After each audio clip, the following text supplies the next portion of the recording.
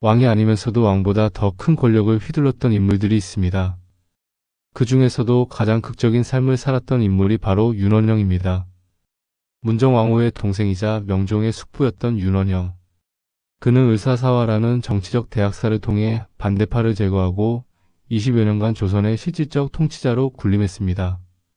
하지만 그의 권력은 문정왕후의 죽음과 함께 하루아침에 무너져 내렸고 결국 자살로 생을 마감하는 비극적 결말을 맞았습니다. 1533년 중종 28년 한 젊은이가 문과에 급제하여 관직에 첫 발을 내딛었습니다. 그의 이름은 윤원영. 판돈영 부사 윤지임의 5번째 아들이었습니다. 하지만 윤원영을 단순한 양반 자제로만 볼 수는 없었습니다. 그에게는 특별한 배경이 있었기 때문입니다. 바로 그의 누나가 중종의 2번째 계비이자 훗날 명종의 어머니가 될 문정왕후였던 것입니다. 처음부터 윤원영이 강력한 권력을 휘둘렀던 것은 아니었습니다.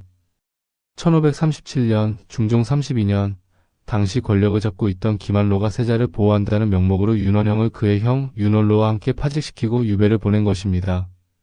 하지만 운명은 윤원영 편이었습니다. 카튼의 김한로가 문정왕후의 폐위를 도모하다가 발각되어 사역을 받고 죽음을 맞았습니다. 이를 계기로 윤원영은 재계할 수 있었고 홍문관 수찬, 사원부지평 등의 청요직을 거쳐 좌승직, 공조참판 등을 지내며 관직 생활을 이어갔습니다. 중종 7세 후반인 1543년 조선 조정에는 묘한 긴장감이 흘렀습니다. 대사관 구수담은 한 가지 심각한 문제를 지적했습니다.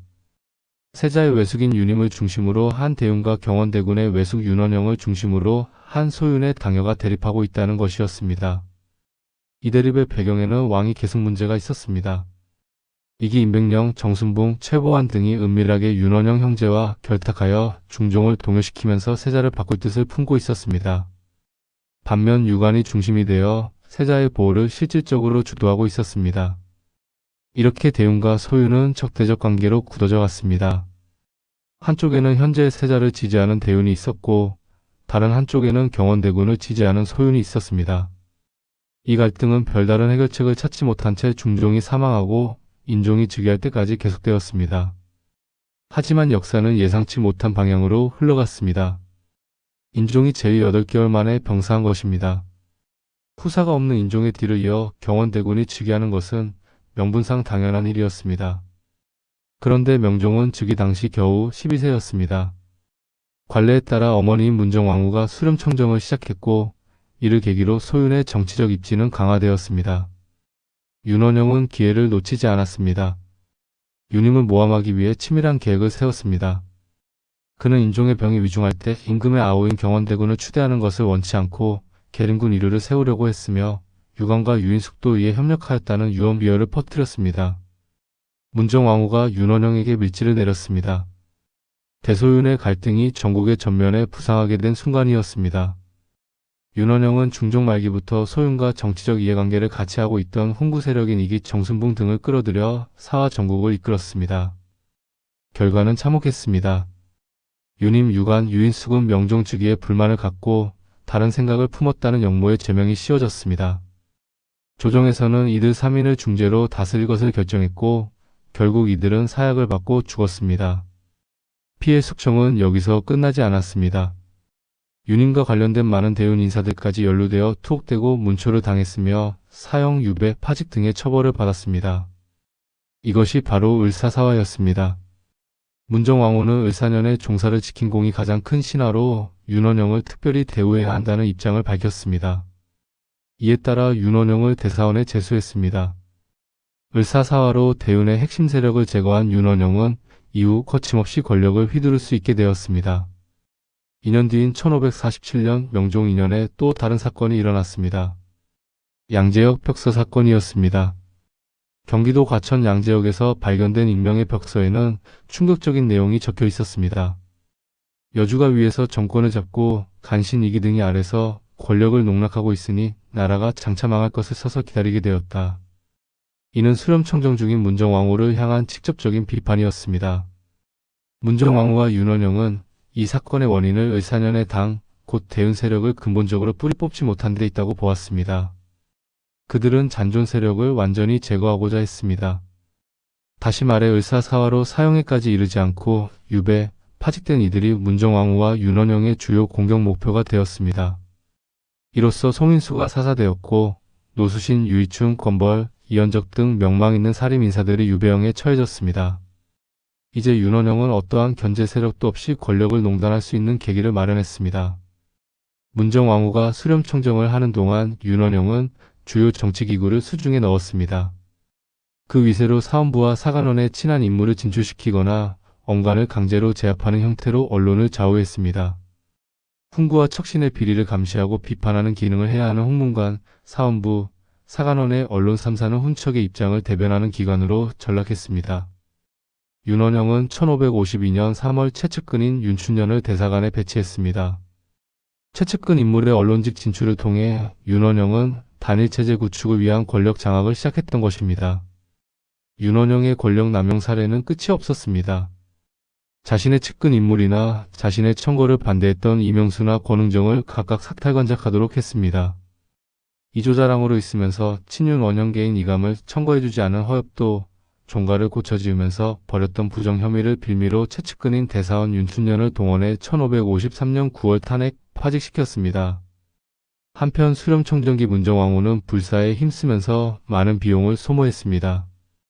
수령으로 나가 있는 청리들이 사적으로 진상하여 그 비용을 조달했으며 먼 인척들까지도 문정왕후에게 진상했습니다. 이에 내가라는 단어가 생길 정도로 문정왕후를 중심으로 하는 내전의 부패는 심화되었습니다. 부패는 매간매직 풍조로 이어졌는데 이는 윤원영이 국정을 담당하면서 형성된 뇌물에 의한 인사행정이 재상들에게까지 파급되고 고착화되었기 때문이었습니다. 문정왕후의 수렴청정이 끝나고 1553년 명종의 친정이 시작되었습니다.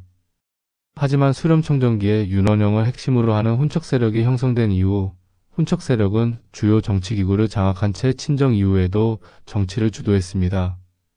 문정왕후는 명종에게 나와 원형이 아니었다면 상에게 어떻게 오늘이 있었겠소라는 말로써 명종과 자신 및 윤원영의 정치적 관계를 새삼 확인했습니다. 문정왕후는 사적으로 권력을 남용하면서 독자적인 지배권을 유지하고자 했고 윤원영 역시 권력 유지를 위해 필요할 때마다 전국에 개입했습니다. 윤원영은 실질적으로 인사권을 장악하고 있었습니다. 1551년 9월 우의정에 임명되었지만 사직을 요청하여 채직된 후 1554년 2월 병졸판서에 임명되었고 이후 영경연사, 이졸판서 등을 거쳐 1558년 3월 병졸판서에 재임명되는 등의 과정을 거쳤습니다. 특히 1557년에는 윤원영이 영중추부사 겸 이조판서로서 삼정승과 함께 비변사 도제조로서 병권을 장악하고 1558년까지 의정부 6조를 세력권 안에 두었습니다. 이를 기반으로 병사, 수사 및 오이도 총관까지 측근 인물로 채우고 비변사도 훈척 계열의 인물을 압도적으로 배치했습니다. 훈척은 윤원영을 종주로 모여 결속을 공고히 하면서 모든 국사를 반드시 윤원영에게 아뢰어 결정했으므로 일국의 위복이 모두 그의 수중에 장악되어 있는 형세였던 것입니다. 권력을 장악한 윤원영은 많은 토지를 소유하고 있었습니다. 당시 간석지 개발이 본격화되면서 개발 지역은 황해도, 평안도로 북상하고 있는 추세였습니다. 윤원영은 간석지를 많이 막고 연해 및 내륙읍의 좋은 밭을 차지하여 관가로 하여금 종자를 공급케 하고 수령이 농사를 감독하게 하며 백성은 모두 경작의 노비로 삼아서 운영하고 있었습니다. 백성을 수탈함으로써 부를 축적하고 전행을 일삼은 데는 윤원영의 부인 정난정의 역할 또한 무시할 수 없었습니다. 정난정은 정윤경과 관비 사이에서 태어난 서녀로 윤원영의 애첩이었다가 1551년 정실부인 김씨를 내쫓아 독살한 후 정경부인까지 올랐던 조선시대 대표적 요녀로 평가받았습니다. 정난정의 존재는 윤원영의 권력이 얼마나 절대적이었는지를 보여주는 상징이기도 했습니다. 서녀 출신의 애첩이 정실부인을 독살하고 그 자리를 차지할 수 있었다는 것은 당시 윤원영의 권력이 전통적인 사회 질서마저 뒤흔들 수 있을 만큼 강력했음을 의미했습니다. 하지만 영원한 권력은 없었습니다. 명종은 점차 성장하면서 심연원 등의 지지 세력을 형성하여 전국을 주도하기 위한 운신의 폭을 넓히고 점차적으로 정치적 영향력을 확대했습니다. 그리고 윤원영에 대해서도 그 독주를 견제하려는 심중을 드러내기 시작했습니다.